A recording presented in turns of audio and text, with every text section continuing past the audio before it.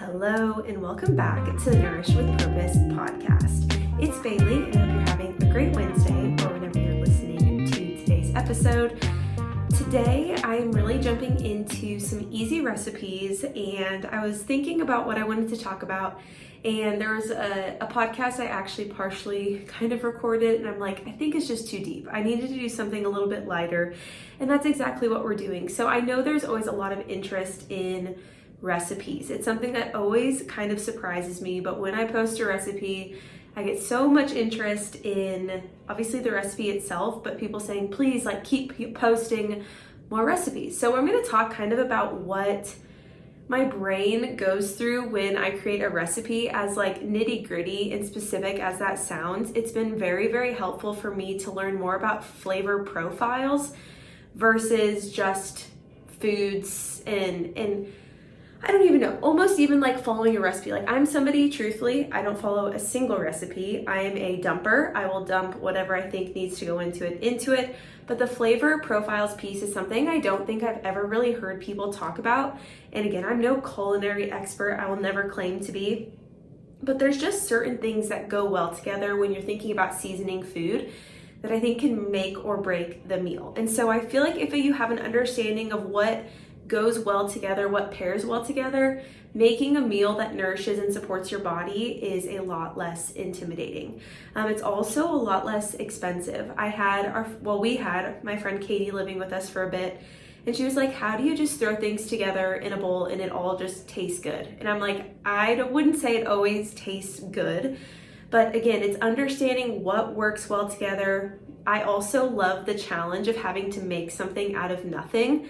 That makes me I don't know, it's just a different challenge, and it's tricky. Sometimes I would say this last month, we've been pretty bad about getting groceries and just not very consistent with it. And so I was just using what we had, scrounging for what we had. Luckily, we have a freezer full of protein because we buy that in bulk. But at the same time, when it comes to having fresh fruits or vegetables, it's well, how do we still incorporate all components of the core four in our meals when we just don't have a lot in the fridge? And so it was a challenge, and that's something I remember doing a lot in college was, okay, let's see how long we can go without getting groceries. And I would push it because, again, it's just fun. It's fun to have to experiment and try new things. And really, you're not going to get better at something if you don't experiment and just, again, get creative with it, have fun with it. So we're going to dive into food mostly today, but I wanted to start with a little bit of a catch up, kind of what's been going on. So if you are watching on YouTube, which now you can actually watch me talk to you, which is kind of a weird concept, but I'm actually in the nursery. There's not much that you can see other than the color choice behind me and kind of the wainscoting we did on the wall. But something that I did this last week was organized the bookshelf in the baby's nursery. And that mostly because we got so many good and adorable books during my baby shower that we had a couple weekends ago. And honestly, was just so overwhelmed with what we were gifted from that day. And obviously we've had things sent to our house since then. Just continuously overwhelmed with how much we've gotten. And I know Nathan and I can speak for both of us, are very just shocked by how many things we haven't actually needed to buy because people have been wanting to gift them to us. So it was really fun to organize the bookshelf. I did post a photo on my Instagram, and I'm very well aware that this layout for the bookshelf situation will not stay once they start climbing and crawling and climbing up on things and pulling things off shelves, because it's not secure to the wall. Also, there's things very much in reach, but for now I'm going to enjoy how it visually looks, and it just fulfills something in me. It's very color coordinated. Each row is kind of sectioned off by the type of book or the theme of the book, just the OCD in me that's coming out. But I also then took all the tags off of his blankets, and eventually we'll take all the tags off of his onesies or clothing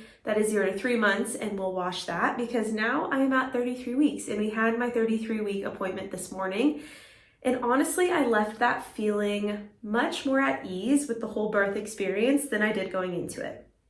Something I very transparently shared on here is how I'm planning to deliver. We are working with midwives, but delivering at a hospital. They are the certified nurse midwives is who we're going through with CHI. If you're curious about what hospital I'm talking about and you live in Nebraska, just shoot me a message because I'm more than happy to share about my experience with them. But I'm delivering in the hospital, but with hopes to keep it as minimal intervention as possible. And so I know a big piece around birth is creating your birth plan. Some people create a birth plan, some people don't. Some people get very, very nitty gritty on what they want it to look like. Other people don't. I kind of got some mixed opinions. I was talking to my friend this weekend and I'm like, how specific should you get? Like, what do nurses appreciate? Like, because she's a nurse or was a labor and delivery nurse. I'm like, what do nurses appreciate? Like, do they want all the details? And I got to learn more about that perspective. And then I talked to our midwife today and I'm like, okay, how nitty gritty do I need to get? Because I don't want to be high maintenance, but I also don't want to be naive or not have all of my intentions communicated properly. And so she's like, mostly I would just really be specific on what you want to happen to the baby, right? Like, what type of vaccines are you doing or not doing? Or the eye, like that eye cream, I can't think of what it's called now. It's not eye cream, but what they put on your eyes or the baby's eyes after you deliver, or just some different methods that honestly I was kind of surprised the midwives do practice in the whole delivery scene, even like delayed cord clamping, which is something I would have communicated if I didn't know that was something midwives already do, unless you communicate something differently. So I left feeling very at ease. We also get to do an ultrasound at week 36 and a 3D ultrasound. We have not done one yet, actually. We got a couple photos taken. That was week 21. And I'm like, I haven't seen this little guy for so long and I just want to see his cute little squishy face. So by then she was like, there's two things about doing like a 36-week ultrasound. The downside is you could realize you have a 10-pound baby and you're planning to deliver without an epidural. Could be kind of scary. She's like, but on the other hand, right, she's like, that's really the only negative and it's fine. Don't freak yourself out over it. If you have a big old baby, your body was created to do this and your body can handle that for the most part. So I'm like, no, I'm really not worried. Also, I've said this multiple times. I don't anticipate Nathan and I having a big old baby, but you never know. We were both like around the 7-pound mark when we were born, but she said now she's seeing more babies like 8 to 10 pounds. So we shall see, and I will keep you updated. But that was definitely a highlight. We went into the appointment. I'm like, I'm going to ask if we can just do another ultrasound because I just got to see this little guy. So if I have not delivered by 36 weeks, which fingers crossed, I go a little bit longer than that, we will get to see his squishy little face. I guess either way, we will. So that was kind of a highlight of today. But outside of that, really pregnancy is like my main what's happening in my life type of thing. I know I share a lot about it. I've been really, it's been really touching to like get such good feedback for talking about my pregnancy and what I'm doing or choosing to do, or even just like the conversations that have come from sharing about this experience have been really positive, and for that I'm really, really grateful. It's kind of created, a lot of people that have reached out to me about pregnancy that I didn't even know were pregnant, so that's been kind of fun just to talk to, everyone about the experience, what they're experiencing, what they're planning to do. It's been fun. And last week we also ordered so many little baby things that we needed, like the last minute things. Not even last minute because we have time, but the car seat, luckily we got the crib ordered 2 weekends ago. Our rocker, like all of those things, it just starts to become so real when you start having all these things appear at your home that you've ordered. Like if I look outside my back door, I've got so many packages that I know all just contain baby things. And so I'm eager to, open those up and start organizing things. I'm like, it's like I'm playing house. Like this is like I shouldn't say every little girl's dream, but like when you play house as a little girl, like you organize your little bitty baby's nursery and changing table. And now for that to be the reality, it's just super surreal, kind of bizarre. I was telling people too, I'm like, this feels like a teen pregnancy. Like I don't feel old enough to have a baby, but it's happening and we can't stop it. And we're just really excited. So that's a huge piece of just my life and my world, which is why I touch a lot on it. In other kind of related, but not related. Something happened this last week, or maybe more so like I had a realization this last week, and I really feel like it was, it's God communicating with me, because he knows the thoughts on my mind and what's been on my heart. But this last week, I was kind of overwhelmed by the amount of people that reached out to me and wanted to really have an opportunity to work together in the future. And I think I should backtrack, something that's been a concern of mine, and I think I've thought about a lot, is how much time I want to take off from work after I have the baby, right? And also understanding that my role will significantly change once we have the baby.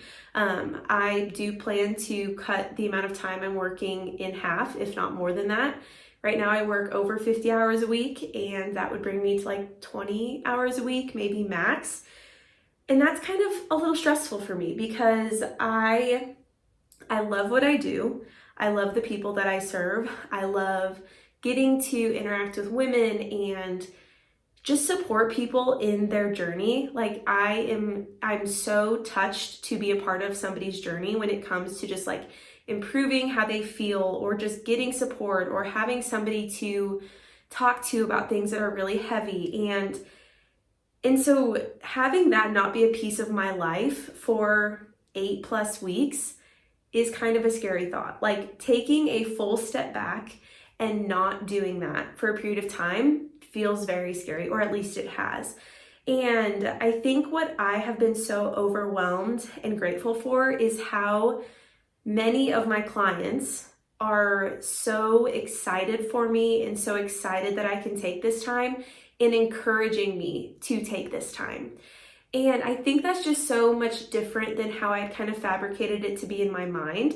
I was kind of like, well, if I don't continue to be available for clients during that time, or if I take off 8 weeks or longer, like what will they do? How will I still support them? And it was realizing that I just won't. Like I won't be there to support them, and that is okay, because they are very, very capable, and they are very, very smart, and they understand that this is also a big shift in my life.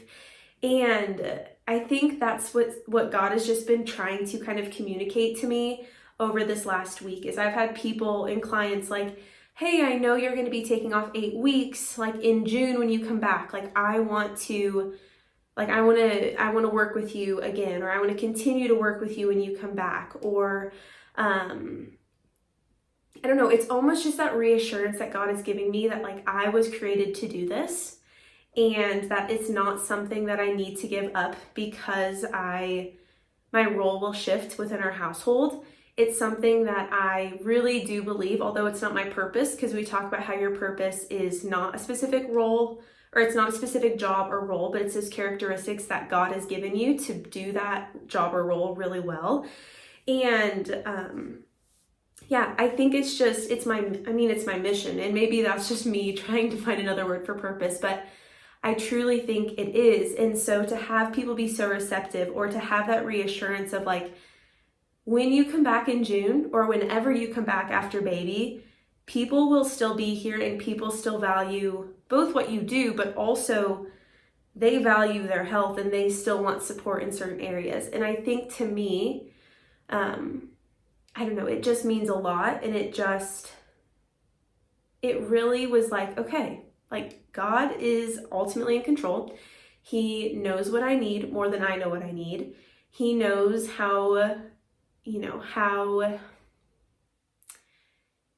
he knows what, I don't even know how to find the right words for it. And it just kind of does make me emotional when I think about it, because it felt so scary, and it has felt in the past so scary to, like I said, take that time off, or take time away, or take a step back, and to just have validation that he's in control, and that whatever happens in the future is out of my control, and reassurance that when you come back to this, it's going to be there. It just was very comforting, and I think I felt a shift in how I felt even like, like when your chest is super tight because you're very stressed, like I almost feel like that was kind of like a hovering feeling for probably 3 months, just because I'm like, what do I do? Like, what's the right thing to do? How will I take a step away? And it feels like that weight has just been lifted. Like, it is okay. Life will move on. And there's so many beautiful things that are going to happen after I have this baby that I can't even anticipate. I can't even know or fathom what that's going to be. But there is just that continual reassurance that I'm in the right area, even occupational wise, and that when the time is right and I come back to this, there are still people that, I don't know, want the support that I have to offer. And ultimately, like, I genuinely just want to be able to take care of people and not feel like I'm starting from square one again. Because that's just a very scary thought as a business owner of like, all right, you leave, now we're starting from square one, which is just how it's not going to go. And I know that, but it's just that self-doubt or maybe that reassurance that I didn't feel like I have, that now I feel like that validation is just coming to the surface, obviously from a higher power, because I'm not validating myself, but I feel at such ease. And it just feels really good to be at peace with that and the decisions I've made around taking time off. So something that I need to be very disciplined with myself on is actually taking the 8 weeks or more that I say I'm going to. I was talking to Nathan about this and he's like, Bailey, every time you talk to me, I swear the time you want to take off gets shorter and shorter. Because the week before that, I'm like, well, maybe like 7 weeks, we'll just see how I'm doing. It is really going to be a week by week basis. And I think people around me are probably like, oh, your whole world is going to get rocked, honey, and you have no idea. And to that, I would say yes, there's a level of naive that is prevalent and very present. But I also know, I was created to do this, right? Like, we're created to be moms if that's what's on your heart and that's a desire of yours. Like, I do believe we were created for this. So I'm going to take it 1 week at a time, but just having that validation has been really, really big. And I'm feeling very, very good about this next season and stage of life. So let's move into the segment of how I'm nourishing my mind, body, and spirit. How I'm nourishing my mind is really just connecting with women in a community-focused space. Recently, I started my group or hybrid coaching program, Inflame to Inspired. And so every Monday from 7 to 8 for the last 2 weeks, I've met with a group of women to talk about different areas of inflammation in our health. And I just feel like it's so encouraging and it holds me to a level of accountability too when I'm talking about foundational things that we can do to support our body, like water and walking, and how we can support our digestive system and eating good foods and nourishing our body right. Like, it is just so encouraging. And to hear the wins or the realizations they're having or the habits that they're trying from our weekly action plan and how that's helping them, like, things like that fill my cup in just a different way.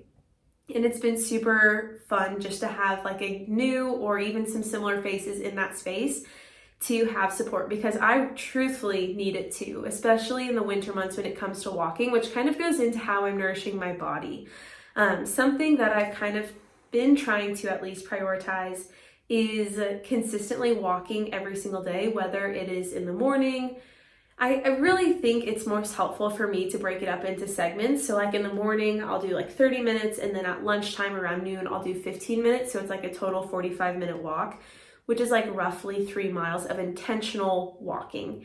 Because my job tends to be more sedentary than I would honestly like, but it's just how it is. I teach exercise classes twice a week for about like 4 hours total. But outside of that, like, I'm usually doing computer work or on Zoom or on different coaching calls or recording the podcast, things like that I'm sedentary. So I've wanted to get back into consistently walking. And with it being cold outside, I think I use that excuse very often. So we have a treadmill. It's not like I couldn't.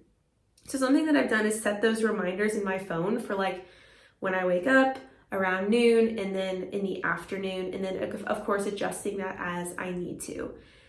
And then how I'm nourishing my spirit is I started reading the book God in My Everything, and it's about this ancient rhythm, which I've not yet gotten into because I'm only a couple chapters in, but the explanation of it is how an ancient rhythm helps busy people enjoy God.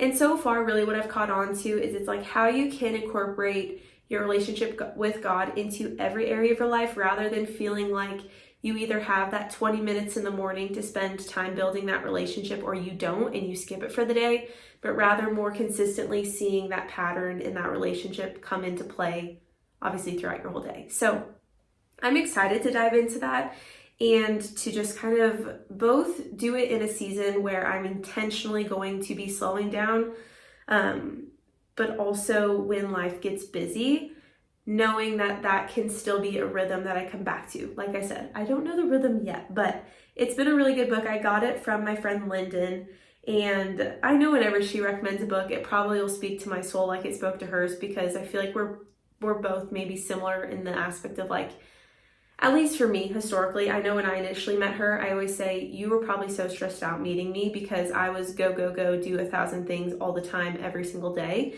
And I will say it's improved. I'm not perfect in that area.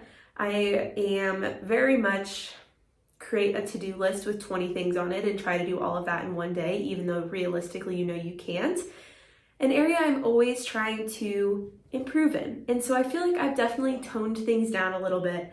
But I knew as soon as she gave me that book that it would probably just speak to me. And it has. So I will keep you updated on that front. But I always just like to integrate something in the morning more so for like educational or spiritual health. And then throughout the day, or maybe more so in the evening, I like to read for fun. So I'll read a nonfiction book or I don't know, something that is not super deep. And so kind of that pattern seems to work pretty well with me. Fill my morning with education and learning and connection, and then in the evening just relax and let my brain wind down with something very numbing. So, okay, let's jump into the bulk of today's episode. Again, I want to give you some tips for how you can create a plate that is always, shouldn't say always a balanced plate, but for the most part, how you can create balanced plates and really prioritize protein, because those components, I think, make a huge difference when it comes to creating a meal that is healthy, right? Quote healthy, or an easy, healthy recipe. And so the first point that I want to touch on here is to get creative. Now, this is something that I don't think needs to be, it doesn't look like getting on Pinterest and searching healthy recipes, right? Because that's not very creative, obviously. Or maybe you have a recipe you like and another recipe you like, and you're like, let me merge these two together and see if they work well together. Something that I think can be really helpful is finding a new product or herb or spice or fruit or vegetable one time a week when you're grocery shopping. If you don't consistently grocery shop on the same day every single week, and just having fresh produce in your household is difficult, I would recommend that. Like, find that one day of the week that works for you to consistently get groceries. Or if you are somebody who likes to stock up, you could do that every other week. I know when my husband and I got married, he grew up in Omaha. So it's like they were going to make a meal. They would go get groceries for that one meal. And he said it was so much different when we got married too, because my family was like, we buy a lot of things all at once and have it for maybe 1 to 2 weeks. And then we go back to the grocery store. Which is not like we even live that far from a grocery store. Like, yes, we live in rural Nebraska, but it's a 15-minute drive to Walmart. Like, it's really not like we need to, quote, stock up on things. It's just kind of how I grew up, was getting more things. So we have 2 weeks worth of groceries versus just like a one meal worth of groceries. So kind of depends on your lifestyle, right, and your location. But for the most part, I notice within clients, it works well if you have that one day of the week where you can get groceries, but that's besides the point. What I want to encourage you to do then is find a new product each week.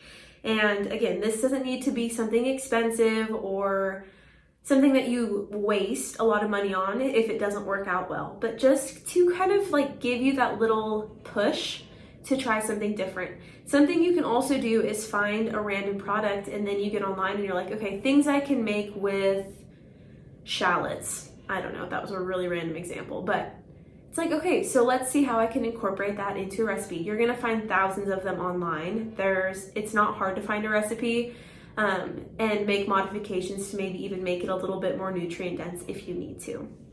Something I want to also say too is if you're not doing grocery pickup and you dread going to get groceries, and maybe that's the holdup of why you don't make recipes that are super nutrient dense. Walmart's grocery pickup has been a game changer. That is honestly the only way I shop these days. What I like about it is that you're able to get on there and you can look at the ingredients within the product before you add it to your cart. Sometimes you have to scroll a bit. Like I've noticed they don't make the ingredients super in your face, but you can look at a product, see the quality of the product, then add it to your cart. I notice we spend less money, we buy less things that we don't really need, and it's also like when we sit down and make a meal plan, which I will admit is not all the time, but when we do that, it's like, okay, so what out of that meal do we need? We add that to our Walmart cart, and then when you're ready, you can schedule a pickup and get it. I use Walmart as an example because that's what's close to us, but I know like Hy-Vee or Target or basically any grocery store has that as an option. So utilizing that service if shopping doesn't sound super exciting to you, or even if you're like, okay, let me try something new, just like do a random search like fresh herbs and see what comes up. Because it can be fun to learn how to make things with different products. And then it also helps too with diversifying your diet, right? When you have a lot of variety in your cart or you're trying different things, your body's exposed to just different types of food, different nutrients, different minerals. And I don't know, I think that's where it's fun to even not follow a recipe at all. To some people, I feel like that's very intimidating. I will say I feel like I'm somebody who's never really followed a recipe. And that's when I get into like flavor profiles. I think that'll make a lot of sense on like how the heck do you not follow a recipe? But I really think it becomes very simple if you just know what goes well together. And so for me, I have a recipe guide, which is kind of funny. I always tell people, I'm like, the recipes in there are legit. And I did actually measure things for the recipe guide.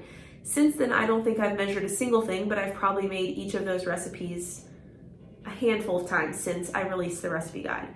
And I'll link that in the description of today's episode if you're interested in it. I only have digital copies left. I did do some hard copies, but those are sold out. So you can get like a digital copy, and I still make those recipes and love them, and they're super easy. I'm somebody like if I can't make it under 20 minutes, it's probably not happening type of gal, unless there's some prep involved, like doing a roast in the crock pot. Okay, yeah, that's gonna take like 4 to 6 hours, but my sides better only take me 10 minutes then. Like I'm very, not that I rush things, but I probably rush things. Which is why I don't think that eating healthy also has to be super complex. Like you can really break things down. And that's what I want to get into too, with identifying what your protein is and then building your meal upon that. So when it comes to creating a plate, creating a balanced plate, we think of the Core 4 method. Now this is a method that I created to make building a balanced plate almost oversimplified. So you think about protein, that is one of the Core 4. So one of the 4 is protein. Protein is your stabilizer. Protein is going to keep you full and satisfied. It also has all of the essential amino acids that your body needs to break down food, to digest food, to build muscle, improve brain function. Protein is just so valuable, which is why I think it's important that you start every meal with protein. For us, we know, okay, if we want to have protein be a focus in our meals, we have to have access to it. So we buy half of a cow so we can have beef and roasts and everything in our freezer. We also got half of a pig this last year as well, so we have pork, and we also raise and butcher our own chickens. So we have full chickens in our freezer. Again, we know for us, we need that meat to be accessible in order to make it a priority. And it makes it so much easier to structure a meal when you have protein as the foundation, because you can kind of adjust based off of what protein you have available or prepped. The second component of the Core 4 is going to be, they can go in any order, but it's going to be fiber in the form of a fresh or frozen fruit or vegetable.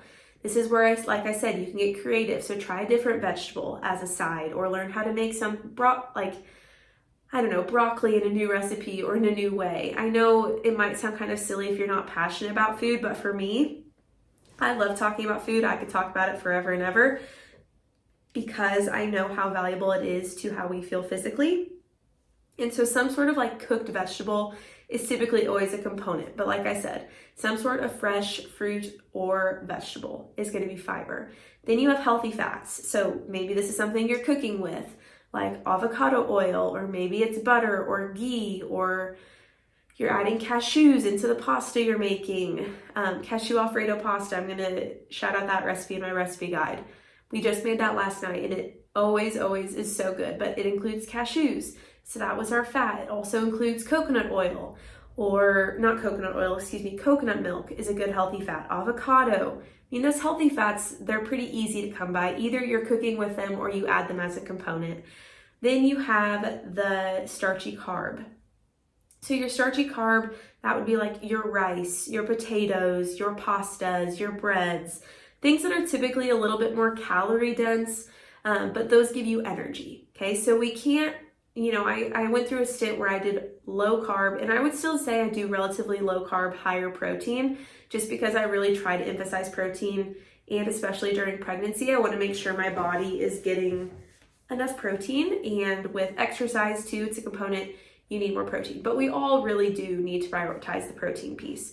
And so with the starchy carb, you're thinking about where you can get that in and what that can add or look like in your meals. And I'm going to give some examples, but those are the four. So you've got your protein, starchy carb, fiber in the form of a fresh fruit or vegetable, and your healthy fats. When you think about what this plate looks like in a whole, and if you want more information on the Core 4 in general, I also did an entire series of each component that you could go back and listen to. I'm sure it was like many months ago, but that would be a good resource.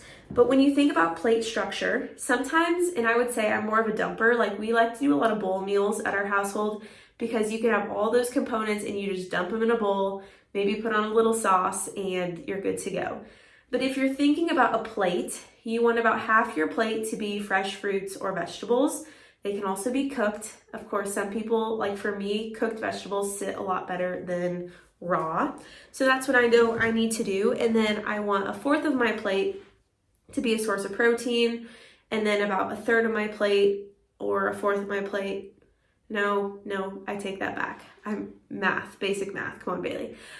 So a fourth of my plate then is going to be my protein. And then I kind of split like the fats and the starchy carbs. Like I said, I tend to do a little bit more fats, a little bit more protein, of course, adequate amounts of fiber, and then a little bit lower carb. Just because I know my body doesn't always need that level of energy or that amount of energy that you would get from a carb. In the morning for breakfast, I probably emphasize carbs a lot more than I do later on in the day. Just because, like I said, before you go to bed, even if you're eating supper 3 hours before you go to bed, your body doesn't necessarily need all the energy that would come from carbs. So like having a piece of pizza with no protein on it, your body doesn't necessarily need that in the evening. It probably wants something a little bit more rich in protein, fats, and fiber to help with digestion. And then you don't need, again, like I said, quite as much of that starchy carb. So another way that you can always prioritize protein is to prep your protein. Now this has been super helpful. Oh my gosh, gotta get situated. My hips are just a little tight here. So anyway, if you're watching on YouTube, lucky for you, you got to watch that whole experience. But again, coming back to protein. So if you have a hard time emphasizing protein on your plate, prepping it is very important. Prep some ground beef, cook some chicken tenders in the crock pot for the whole week, or grill them. Grill burgers, or at least have hamburger in the fridge that's thawed so you can make something with it. I notice sometimes it's just the action of having something available that makes it much easier to eat very balanced meals or create an easy recipe is if you just have that protein source already prepped and cooked. Okay, so now we're moving into how I create a healthy meal. And I say healthy kind of loosely, right? Or a nutrient dense meal. A meal that's going to have all those four components. That's what, in my mind, I kind of link to being a healthy meal, is when I'm getting all four of the core four components in or on my plate. And so when we think about flavor profiles versus specific recipes, it also shows you that you don't need every single ingredient in a recipe just to make that recipe. I think that's where we get kind of held up, or we, don't make something or don't make a certain meal because we don't have, a specific spice that you need. When in reality, like, you could probably make the exact same thing with a different spice or make a swap. So something that I will do if I don't have coconut cream in my pantry, I use a lot of coconut cream if you can't tell. If I don't have that in my pantry, I'll go on Google, substitutions for coconut cream that's dairy-free. Okay, cashew milk. So I have cashews in my pantry. I'm gonna blend those up with some water, a little bit of salt, and that's gonna become the base for my pasta. And it's just thinking about things in a more abstract way than like, oh, hey, I don't have coconut cream, I can't make this recipe. No, you can, just find a swap. And so that's where like Google can be helpful, is like a swap for this specific ingredient if you don't have it. So you can still make the meal and that's not holding you up so that you just order Uber Eats or something because you don't have that one ingredient. And so when I think about meals or when I think about foods, again, I'm not a culinary expert and I don't know everything about flavor profiles. It sounds very official. But what I will say is that when I think about making something like Indian food, I know the vegetables that would go really well with Indian food is typically going to be like broccoli, carrots, or water chestnuts, or mushrooms. If I think about Indian food, those are just like the vegetables that come to mind. So that's one piece of my core four. I also know I'm probably going to do some sort of chicken if I'm doing Indian food. Typically, again, if I go to an Indian restaurant, it's typically chicken that I would order, so I know that. But then when I think about the flavors that go with Indian food, I'm thinking of ginger, garlic, cilantro, cumin, turmeric, and ghee, coconut milk. Those are components that kind of surround Indian food. And so I know if I'm gonna make let me think about this. I don't even know what I would label a recipe. Sometimes I literally just make a sauce and I dump all of those spices into it and I put it over chicken and rice and we have a meal. And I know that sounds like, okay, Bailey, that's not very helpful. But when you know the spices that go with foods, again, it makes it a lot easier. If I'm thinking about Mexican food, okay, the vegetables that I put with Mexican food is going to be like peppers, onions, mushrooms. That's what I would add to like a stir fry. And I'm probably going to do chicken, or I could do steak would be another option. And then when we think about spices, we think about cilantro, fresh cilantro, lime or lemon, chili powder, cayenne pepper, red pepper flakes, those more intense spices. And then if I think about Thai food, which is probably my absolute favorite, and this is not authentic Thai food, but from recipes that I've looked at in the past, this is typically what would be incorporated vegetable-wise, would be carrots or cucumbers or edamame. Think about if you were going to do even like a sushi bowl. I know it's not necessarily Thai food, but think about what would be in a sushi roll. Well, it would be cucumbers and carrots and crab meat and maybe some cream cheese and coconut aminos or edamame. And you just put those things together and make a meal. And so then when it comes to Thai food too, like the flavors that would come within Thai food would be coconut aminos or soy sauce, ginger, sesame seeds, garlic, cilantro, red pepper paste. Those are kind of those flavors that encompass that type of food. And then kind of finishing or rounding this out with Indian food. The vegetables that I'd put with this, broccoli, zucchini, mushrooms, shallots. Then when I think about the spices I would use are the herbs, parsley, basil, salt, pepper, garlic. Okay, so you're thinking about how you can incorporate spices that encompass that type of food and maybe make something different with it. So I know, for example, if I'm going to make Italian food, not authentic, like I'm saying, I'm not an authentic Italian food maker, but I know, okay, I probably need some sort of noodle. If I'm emphasizing protein, I want to do a red lentil or chickpea pasta because that is super high in protein, plant protein. But I'm still going to add some sort of animal protein. So I would say our favorite thing to add to Italian food would be like a ground sausage, or steak is another one. So I'm going to boil my noodles, my red lentil or chickpea pasta. I'm going to prep my protein, and then it comes time to make the sauce. Now you can buy Rao's pasta sauce, but I like to make mine with a little bit more veggie, a little bit more emphasis on the vegetables. So what I will do, like I did yesterday, is I did a half a cup of cashews, 1 can of coconut cream, handfuls of spinach, handfuls of fresh parsley, salt, basil, garlic, blended that all together, then poured it in a bowl, and not in a bowl, I poured it over the noodles, let the noodles kind of cook in that sauce after I drained them, and I had a pasta sauce. I still got my veggies in, right, with the spinach. My protein came from the pasta and the beef. My fats came from the coconut milk. And then my what am I thinking? Oh, my fiber in the fresh fruits, form of fresh or frozen fruits or vegetables, my spinach, my parsley. You could also do broccoli mixed with the noodles to give it a little less, if you're looking more at calories within your plate, which I don't do a lot with emphasis on calories, but I would always say like do half broccoli and then half noodles and kind of mix that together, then add your sauce. And it kind of disguises the taste of broccoli if you don't love broccoli, but it adds that fiber component. And your body's able to break that down, and it helps within your overall digestion.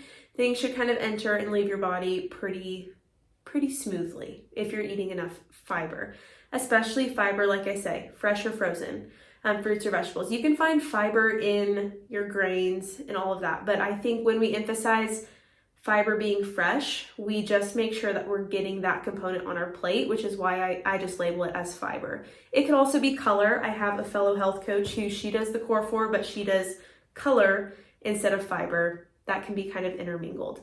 So again, it's those flavor profiles. If you want a breakdown of that, I know it's not very, not super scientific, I guess, in how I put those together, but those are just what I know go with that meal.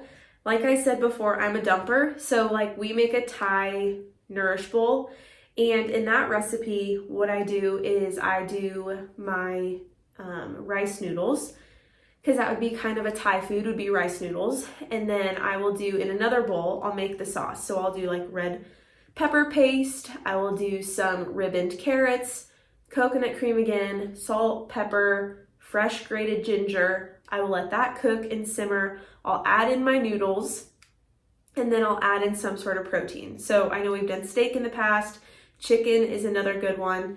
Again, you're just dumping, honestly, a lot of those spices into the bowl with ingredients that you know you like. Something that my husband has always said, he's like, well, if it has all the things that I like in it, why wouldn't this be good? And I'm like, okay, that's fair. And it's honestly true. Like if you're making a recipe and everything in the recipe is something that you like and the flavors go well together, chances are you're not going to mess it up.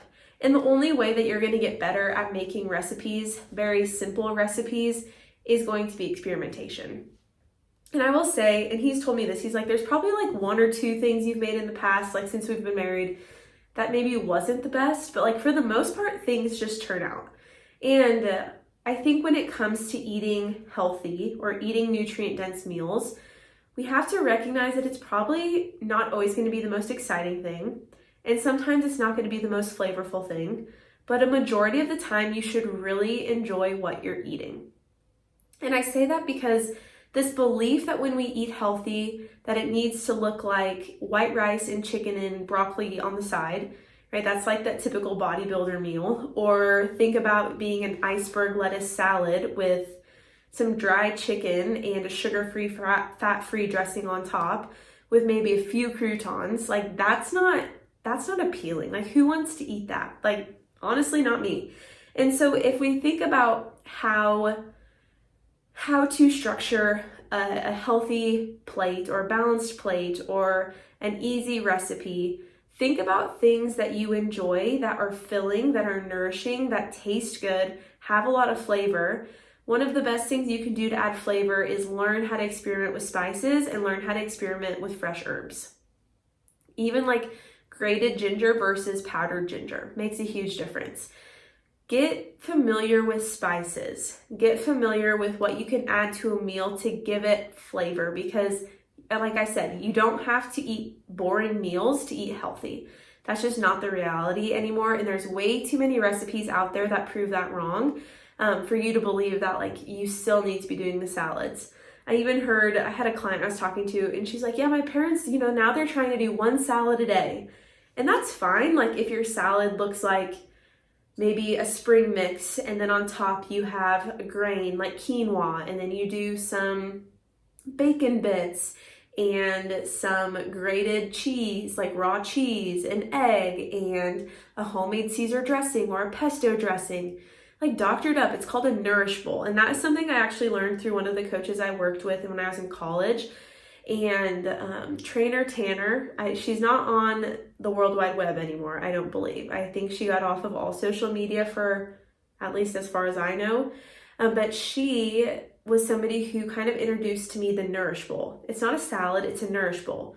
You're thinking about what can you add to give this flavor? What can you add to give this interest? How can you make this have all 4 of the core 4 components with feeling satisfied by eating it? And I think that's when I noticed in my own family too, because I was still living with my parents, we all kind of adopted the Nourish Bowl mentality. So like if you're gonna have a salad a day, make it a darn good salad and make it a very nutrient dense salad. Don't just think it needs to be boring with a few croutons, some shaved carrots, and iceberg lettuce. Like, we're past that. And I think for a long time, that was kind of what was ingrained as, quote, healthy. And although it's not like bad for you, there's really not a lot of nutrients coming from that meal. And so again, get creative. If you're gonna have a salad, make it a darn good one and add a lot of variety, a lot of color, a lot of textures, and a lot of flavor.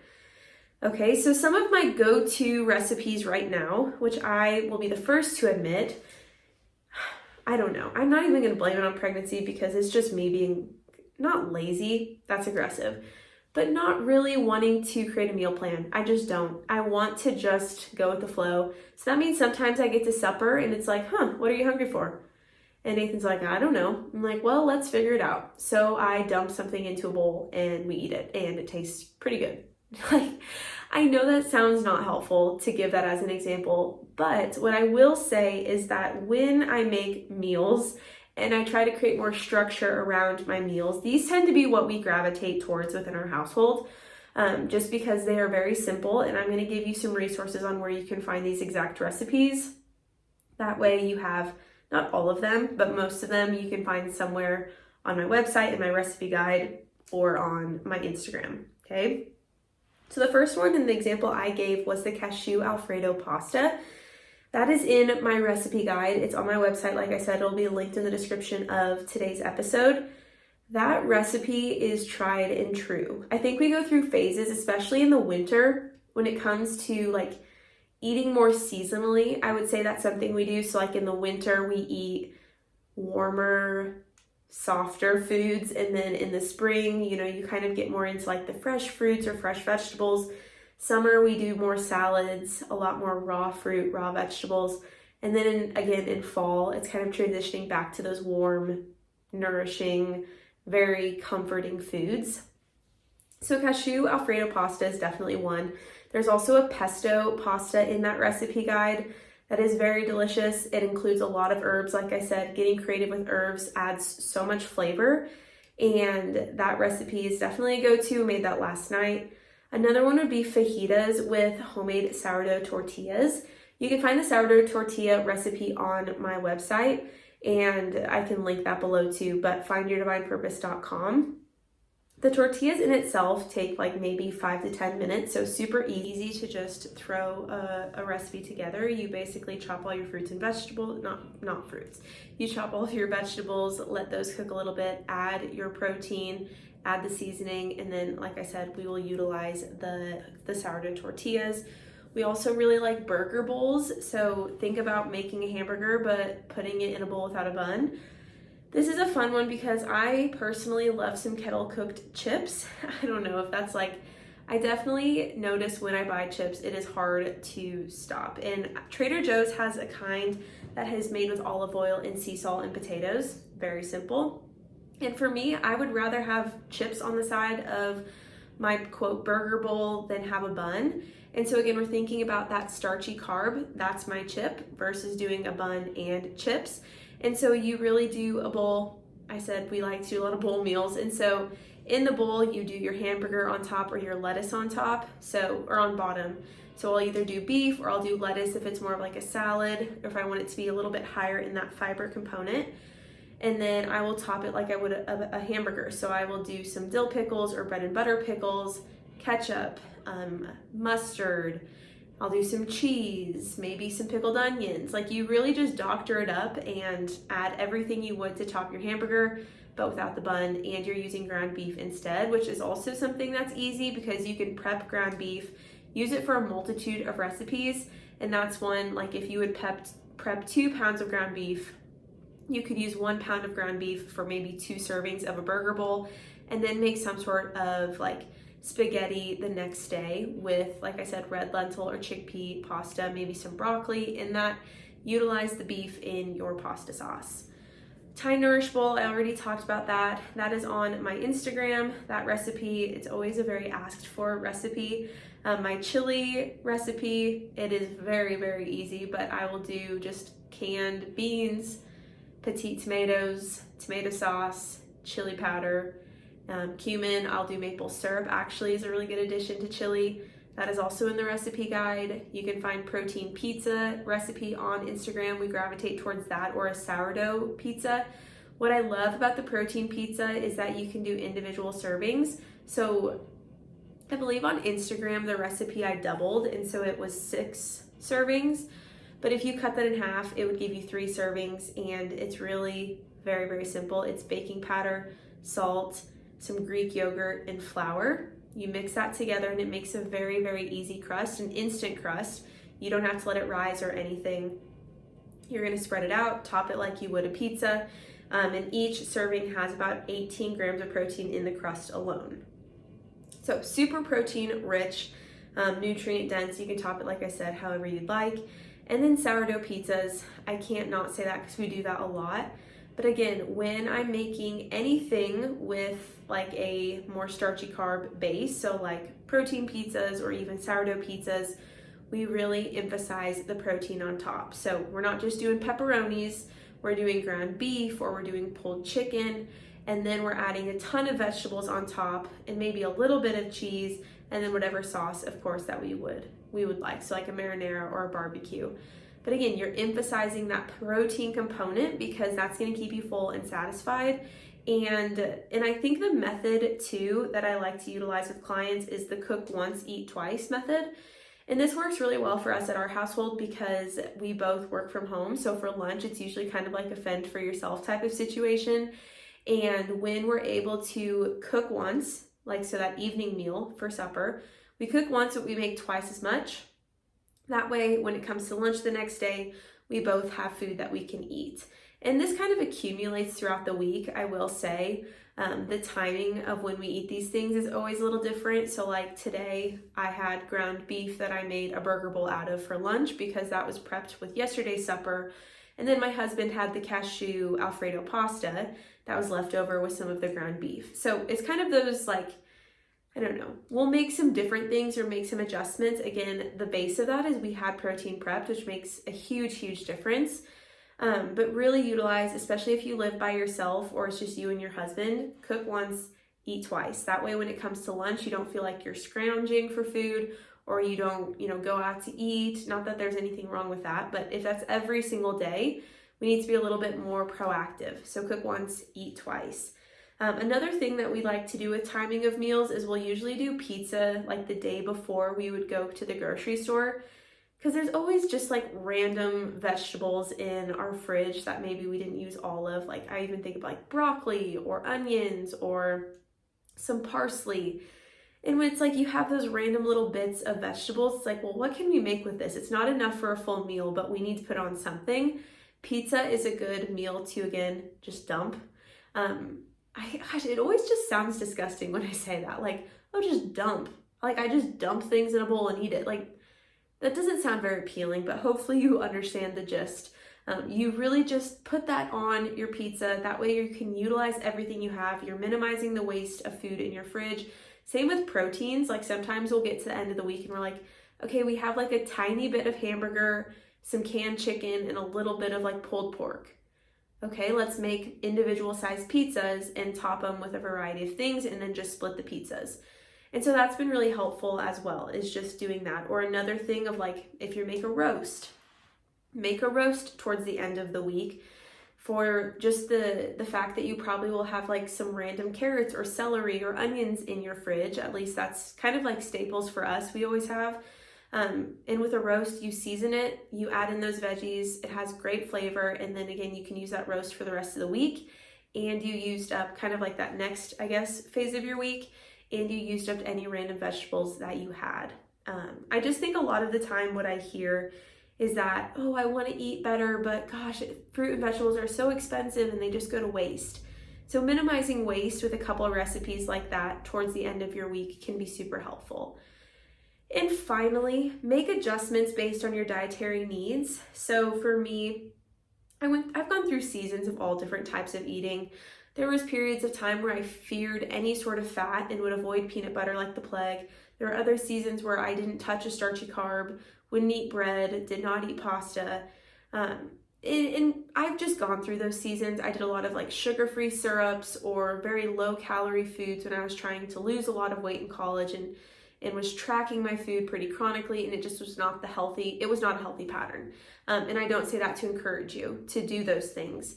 But I say that because I've tried almost everything, I would say, and I've always come back to, I shouldn't say I've always come back to this. What I've recognized over the years is that if you are able to balance your plate, you can eat according to your goals.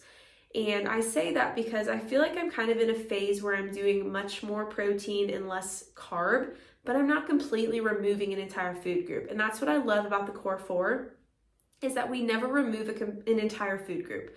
We're always thinking about how we can find that fine balance with all of them, even like based off of health concerns. So like with PCOS or hypothyroidism, there are some adjustments you can make to your diet so that you're increasing your protein intake, minimizing the intake of sugars or extra sugars and starchy carbs to help just your body's overall response to those foods and your blood sugar levels. Or if you are type 2 diabetic or insulin resistant, we got to increase the protein, minimize the starchy carb, but it doesn't necessarily mean you avoid an entire food group. And so that's just where you and your needs are very specific, and they might be different than mine.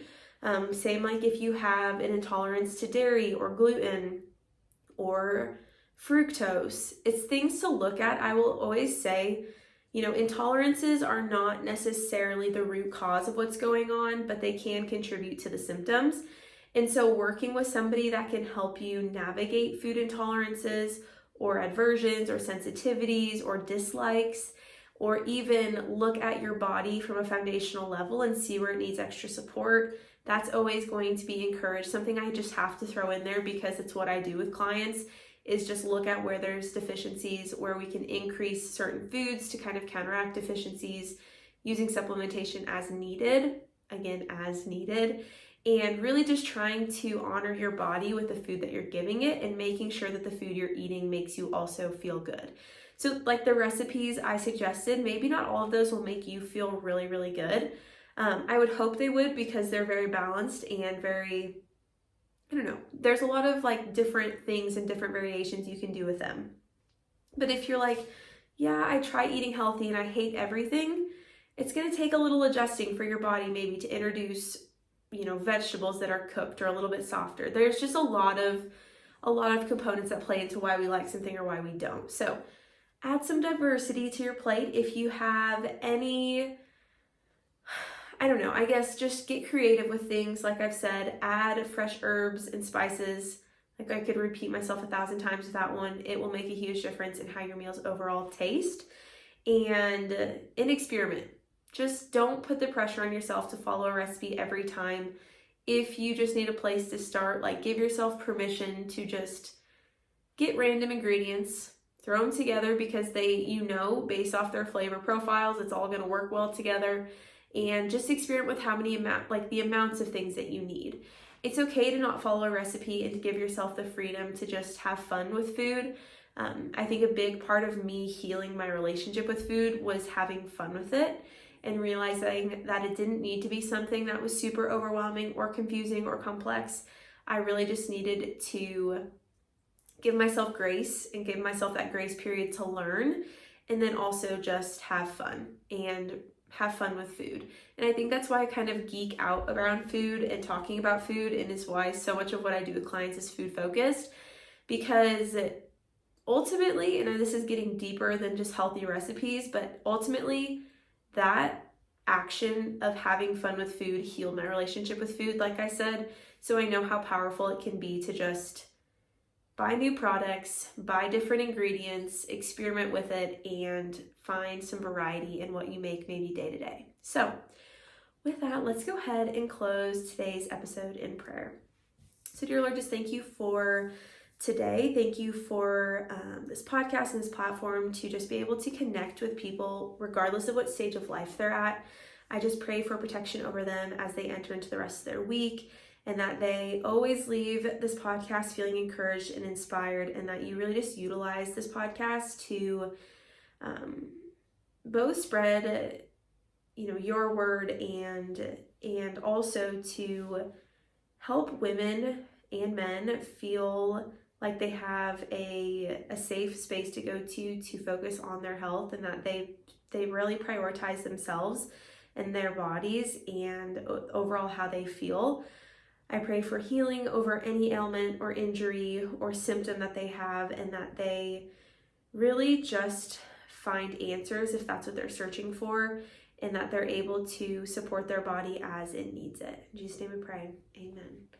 All right, so if you're interested in following along with my life outside of the podcast, you can find me at Nourish with Bailey on Instagram, otherwise Bailey Seaton on nearly everything else. If you're interested in getting some more easy, healthy recipes, like I said, under 20 minutes for the most part, my recipe guide is linked in the description of today's episode. Highly encourage you to check that out if you just need a place to start, and then from there experiment, get creative.